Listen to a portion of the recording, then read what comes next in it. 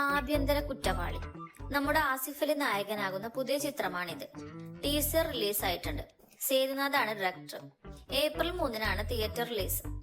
കേരളത്തിൽ ഇപ്പോൾ റീസെന്റ് ആയിട്ട് കേട്ടുവരുന്ന വാർത്തകളാണ് സ്ത്രീധനവും അതിനെപ്പറ്റി നടക്കുന്ന ഡിവോഴ്സും കൊലപാതകങ്ങളും ആത്മഹത്യയും എല്ലാം. ഇതൊക്കെയായിരിക്കും ഈ സിനിമ നിർമ്മിക്കാനുള്ള കാരണം. ടീസർ കാണുമ്പോൾ ആസിഫ് അലി ചെയ്ത റോൾ ഇതിനു മുമ്പ് ചെയ്ത എല്ലാ റോളിനേക്കാളും മികച്ചതായിരിക്കും എന്ന് തോന്നുന്നുണ്ട്. ഏത് റോൾ ചെയ്താലും എല്ലാ റോളിലും ഒരു വ്യത്യസ്തത അഭിനയം കാഴ്ചവെക്കാൻ ആസിഫ് അലിക്ക് സാധിക്കുന്നുണ്ട്.